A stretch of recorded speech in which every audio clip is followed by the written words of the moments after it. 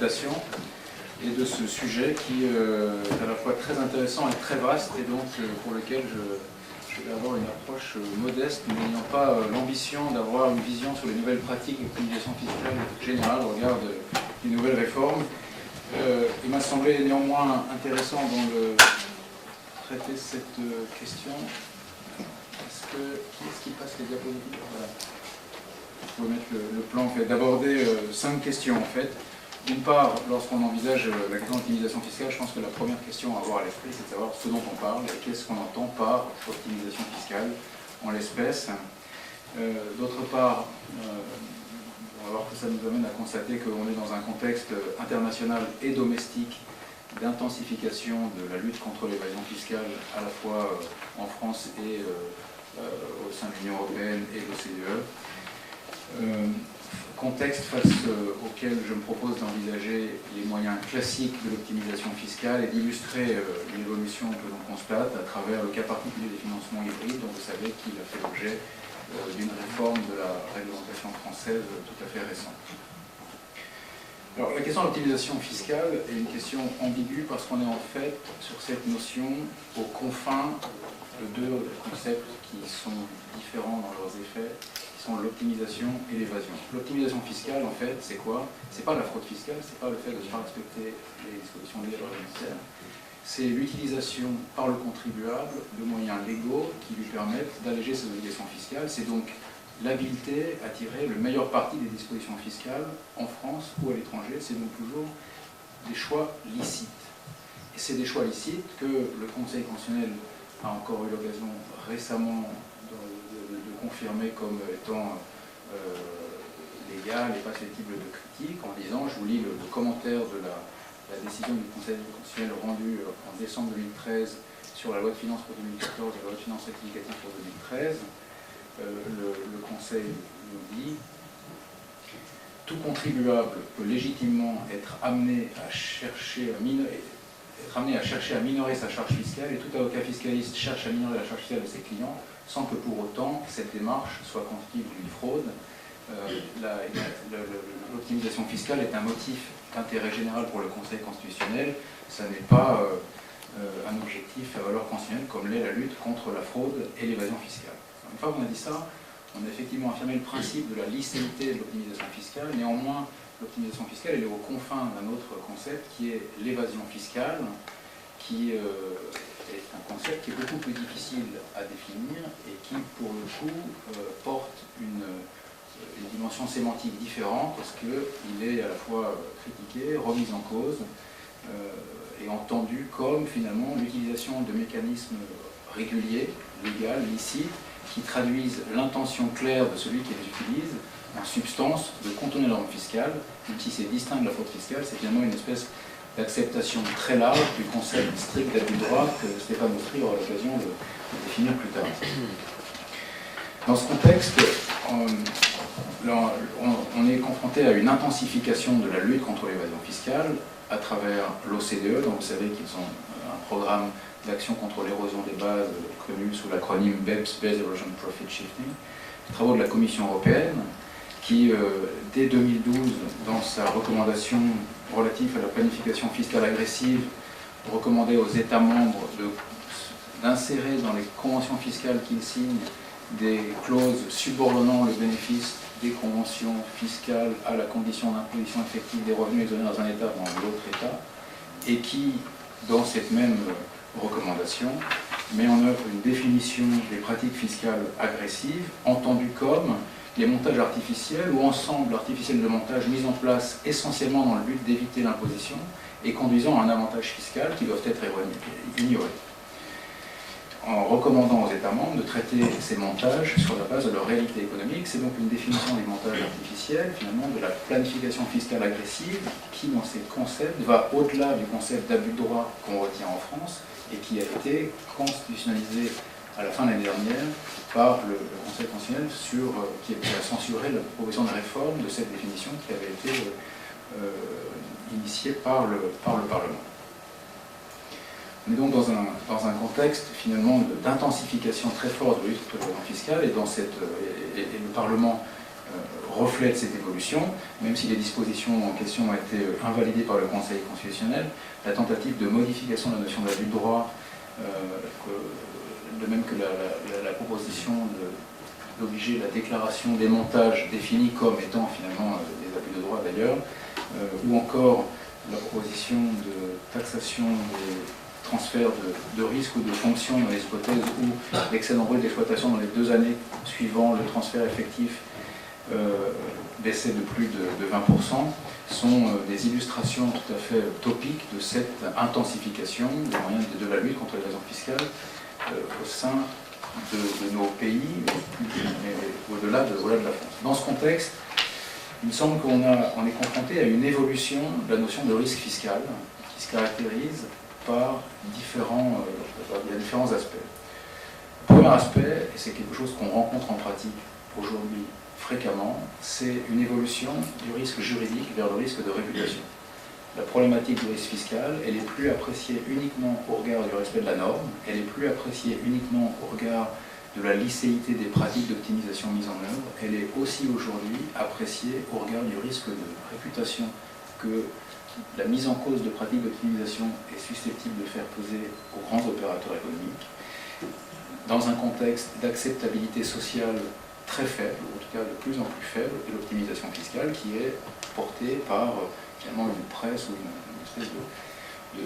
tyrannie de la communication, pour reprendre l'expression d'un journaliste connu, qui finalement pénalise ces démarches d'optimisation et qui conduit les groupes à intégrer le risque de réputation comme une donnée importante dans la gestion de leur risque fiscal. Le deuxième élément tout à fait significatif pour moi quand on évoque la question de l'optimisation fiscale et du risque fiscal, c'est la nécessité toujours plus importante de respecter des impératifs de substance effective et d'intégrité économique des structures et des opérations. À la fois sur le plan des prix de transfert, pour adosser correctement la chaîne de valeur à la chaîne de réalisation des profits, de la construction des revenus, mais aussi pour avoir une corrélation effective entre les moyens mis en œuvre par les structures intégrées dans les groupes et l'intensité économique de leur activité. On peut à cet égard citer, là encore, la résolution du Conseil de juin 2010 sur la sous-capitalisation, dans lequel, je ne peux pas pouvoir vous le citer parce que j'ai que le recto, donc, dans lequel le Conseil, finalement, recommande une corrélation proportionnée entre les activités exercées et la mesure par laquelle la société existe physiquement, de façon à ce que la question de la substance des sociétés soit effectivement soit réelle et effective. Un troisième point qui me semble tout à fait important dans la gestion fiscale et la gestion d'optimisation, c'est la nécessité toujours plus importante d'anticiper l'évolution des réglementations qui résultent de la mise en œuvre des initiatives multilatérales de lutte contre l'évasion fiscale. Aujourd'hui, dans un groupe international, il est essentiel d'avoir une vision de ce risque d'être la fiscalité de demain pour anticiper l'évolution de ces mesures de lutte contre l'évasion fiscale, qui finalement, en réalité, s'applique aussi à l'optimisation fiscale ou à ceux qui étaient conçus jusqu'alors comme des mécanismes d'optimisation fiscale, pour adapter les structures à cette évolution. Dernier point, c'est la question de l'appréciation de l'objectif fiscal prépondérant qui est aujourd'hui, dans la grille d'analyse de l'abus de droit, une question déterminante, et dont de plus en plus ces initiatives multilatérales conduisent à une appréciation globale et plus seulement domestique. Quand on prend l'initiative BEPS, ça consiste à considérer la matière taxable comme un ensemble global qui doit être soumis à l'impôt dans un état quelconque de la chaîne de valeur, mais en tout cas sans aboutir à des doubles exonérations. Ça conduit les groupes à apprécier la notion d'objectif fiscal prépondérant. En fait, je préfère en rose. Vous pouvez le maintenir comme ça. Qui conduit à apprécier l'objectif fiscal prépondérant de façon globale. Et je pense que ce serait intéressant, Stéphane, que sur la question de l'abus de droit, on puisse s'interroger sur le point de savoir si le but fiscal étranger, c'est-à-dire l'optimisation fiscale dans un État autre que la France, est susceptible de constituer un objectif autre que fiscal qui répond à la critique de l'exclusivisme fiscal au regard de la qualification de l'abus de droit. Aujourd'hui, ce n'est pas évident de savoir si vous faites une opération qui conduit à faire un debt push down sur une filiale américaine dans le cadre de l'opération, avec un avantage fiscal français induit, si vous êtes en face d'un dispositif qui n'est pas suivi de critique en France parce qu'en réalité on a un objectif fiscal étranger, ou si on est en face d'un dispositif qui est suivi de critiques sur le terrain de l'abus de droit parce qu'on est globalement dans une opération à finalité fiscale, alors même que la finalité fiscale dominante, elle n'est pas française, elle est étrangère, l'avantage fiscal français étant un dommage collatéral ou un avantage collatéral du dispositif mis en œuvre. Et en tout cas, il me semble que dans la gestion des groupes aujourd'hui, c'est une question à laquelle on peut répondre techniquement et théoriquement en disant non, en réalité, l'abus de droit, il doit se définir par le regard du but fiscal domestique. On est en même temps dans un contexte où ça devient, je trouve, de plus en plus difficile de trancher sans aucune réserve sur cette question. Alors, vous m'avez demandé, dans ce contexte, quelles sont les nouvelles pratiques en matière d'optimisation fiscale, et là, je plaide la modestie. Je peux juste évoquer quelques aspects, j'ai essayé de raisonner. Le premier aspect qui est l'optimisation par la mobilité des structures et des personnes. Aujourd'hui, ce qu'on voit en pratique beaucoup, ce sont des départs à l'étranger, et les départs à l'étranger, malheureusement, beaucoup de personnes physiques, de cadres, de groupes ou d'équipes qui, pour des raisons soit économiques, parce que le centre de gravité économique des opérations se sont déplacés à l'étranger, soit fiscales, soit les deux, ont déplacé leur résidence à l'étranger, ce qui conduit à devoir prendre en compte les problématiques de siège de direction effectif des structures françaises pour voir dans quelle mesure, et en tout cas s'assurer que ces transferts de résidence des managers, des cadres, des gens qui finalement animent les sociétés, et souvent sont les plus hautes autorités des sociétés qui sont en charge de décider des décisions qui affectent l'activité des sociétés dans leur ensemble, se retrouvent à l'étranger. Et donc là, il y a une interaction forte entre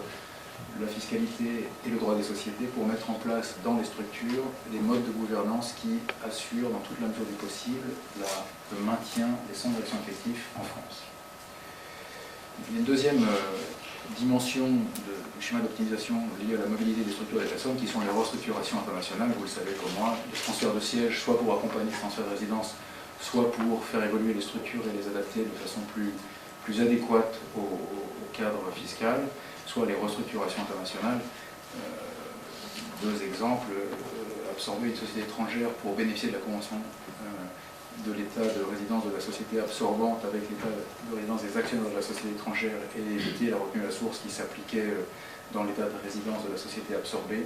qui apparemment est plus importante que celle qui s'applique dans la relation entre l'état de la société absorbante et l'état de résidence des actionnaires de la société absorbée, ou encore absorption d'une filiale française pour économiser les 3% de contribution additionnelle à l'IS sur les revenus distribués qui bénéficient de la même exonération que celle qui est applicable en 115 quinquies. Deuxième terrain de l'optimisation fiscale, c'est l'optimisation par l'exonération, et là c'est finalement l'utilisation raisonnée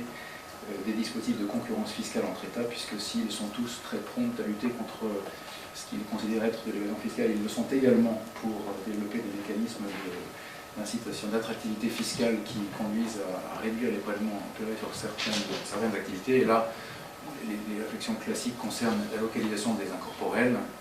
Vous savez que les marques s'amortissent en Belgique, que le Luxembourg permet une exonération de 80%, que l'Angleterre a mis en place un dispositif d'IP Box également, et en réalité aujourd'hui dans un groupe international, la réflexion sur la location d'incorporels et le fait de remonter des flux de redevances bénéficiant des directives européennes qui sont faiblement imposées dans les états de résidence en question et qui remontent sans imposition est un élément tout à fait intéressant. Je voyais la semaine dernière un groupe chinois, pour dire que même les Chinois s'y mettent, qui finalement vient implanter en France des centres de recherche et développement bénéficiant du crédit d'impôt recherche, qui va probablement localiser le fruit de la recherche rémunéré sur une base cost plus dans un état situé, dans un IP box qui permettra de remonter, après que nous ayons contribué au financement de la recherche, un flux de redevances qui viendra en charge de la recette fiscale, qui sera faiblement imposé dans l'état de résidence de la société et qui par contre ultimement sera effectivement taxé en Chine, puisque la Chine met en place un dispositif d'imposition mondiale avec imputation des crédits d'impôt. De même que la localisation des holdings est traditionnellement une réflexion. Alors réflexion qu'il faut mettre en perspective avec ce que je disais plus tôt, qui sont les impératifs de substance et résolution du Conseil 2010 sur la corrélation proportionnelle est un des indices de moyens qui doivent être mis en œuvre. On dit souvent qu'il n'y a pas de raison qu'une ligne étrangère soit mieux équipée qu'une ligne française ne le serait. En pratique, dès lors qu'on augmente l'avantage fiscal à travers l'implantation à l'étranger, on peut être amené à se poser la question de savoir s'il ne faut pas parfois mettre plus, ou en tout cas pas jamais moins que ce qu'on aurait dans une structure française. Et là encore, quand on parle d'anticipation, le plan d'action BEPS est tout à fait important à avoir à l'esprit sur l'évolution de ce dispositif. Autre réflexion sur l'optimisation fiscale, c'est l'utilisation de structures bénéficiant de dispositions conventionnelles plus favorables. Là encore, le plan d'action BEPS prévoit dans les actions le fait de lutter contre le treaty shopping. En pratique, on voit beaucoup, et encore, même si il y a une chronique d'une renégociation annoncée depuis longtemps, les investissements immobiliers continuaient à se financer par le Luxembourg à travers des SCI dont la cession des parts est pas imposable en France et qui permettent par l'effet de la leçon Skemener de réévaluer l'actif sans donc s'offrir de décote de plus-value latente au moment de la cession des parts, ou encore l'interposition de sociétés luxembourgeoises pour détenir des OPCI français qui permettent finalement, sur un marché extrêmement mûr, extrêmement rentable et extrêmement stable, d'offrir une fiscalité limitée à 5% des flux de revenus générés en France, qui correspond à la revenu à source, taux de revenu à source prévu par la Convention fiscale franco-luxembourgeoise, qui ne sont pas imposés au Luxembourg. Là encore, la perspective est effectivement l'utilisation de ces dispositifs doit intégrer les recommandations BEPS. Alors, autre point, et c'est plutôt un clin d'œil, mais c'est vrai que c'est une question, les opérations de cession aujourd'hui peuvent amener à des optimisations. Compte tenu du fait que la quote-part de frais de charge pour les périodes de cession est à 12% alors qu'elle est à 5% sur la société mère, il y a une vraie incitation à distribuer avant cession, voire même à réfléchir sur les opérations de rachat de titres de façon à remonter en régime mère-fille et en faire supporter une quote-part du prix de la cession par la cible en descendant de la dette dans la cible et en réduisant la fiscalité du cédant à cette occasion. Jusqu'à maintenant, c'est des opérations dont on ne considérait pas qu'elles étaient susceptibles de critiques sur le terrain de plus droit, puisque les quotes-parts de frais de charge étaient perçues comme des enjeux minimes. Quand on est sur des cessions importantes, une question peut légitimement se poser. C'est une réflexion qui a un écho direct sur les problématiques de coût de d'enregistrement, puisque la réduction de valeur des titres cédés conduit à une réduction de valeur des droits dus à l'occasion de ces opérations. Et donc, là encore, échanger un droit fixe sur une action de capital contre un droit même de 0,1% sur des montants importants, c'est parfois pas négligeable.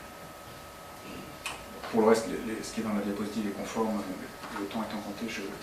conforme aux pratiques habituelles, donc je pense que ça ne soulève pas de commentaires particuliers. Sur les grands thèmes d'optimisation fiscale, il y en a un autre qui est tout à fait déterminant et qui là encore est stigmatisé à la fois par l'Union européenne et par l'OCDE, qui est l'optimisation par le financement,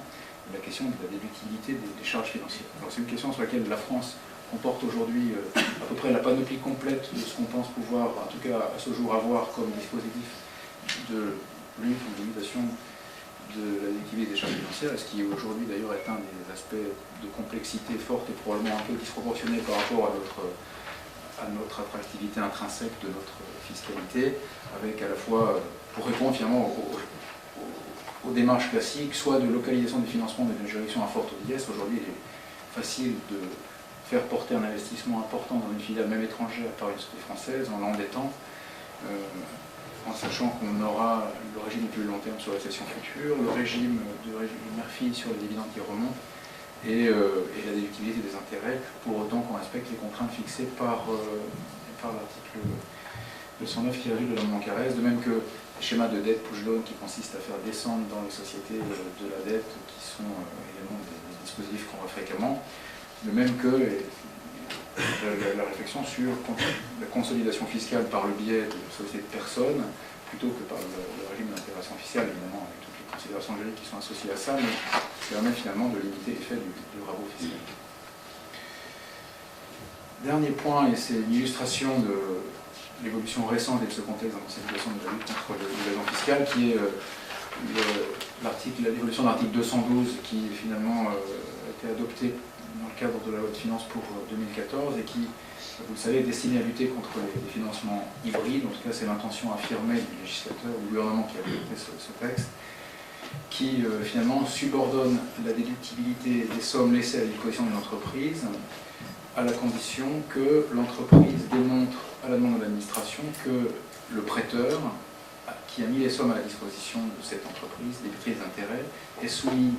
au titre de ces intérêts à un impôt sur les bénéfices dont le montant est au moins égal au quart de l'impôt déterminé dans les conditions de droit commun en France. C'est un dispositif, donc vous savez, qui ne s'applique qu'aux prêts entre entreprises liées, c'est-à-dire au sens de l'article 39.12. Alors, quelle est la genèse de ce texte? Et cette genèse est tout à fait illustrative du contexte que j'évoque. Ce texte, finalement, il résulte à la fois des travaux de l'OCDE, qui a fait un travail spécifique sur les dispositifs hybrides. Il résulte aussi des travaux de l'Union européenne,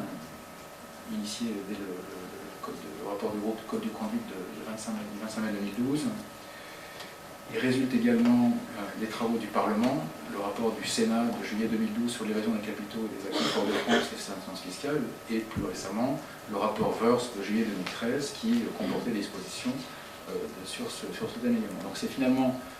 l'effet combiné de ces travaux dans les instances internationales et domestiques qui a conduit à l'adoption de ce texte, un texte qui a vocation donc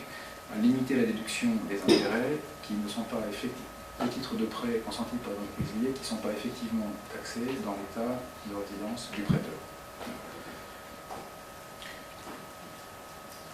Les schémas classiques, en fait, sans passer trop de temps là-dessus, sont des schémas dans lesquels il y a un conflit de qualification des produits. C'est des produits hybrides qui sont, par exemple, dans le schéma que vous avez à gauche, l'hypothèse dans laquelle vous avez une société française qui a émis une dette subordonnée qui prévoit un intérêt discrétionnaire qui n'est dû que si l'emprunteur paye un dividende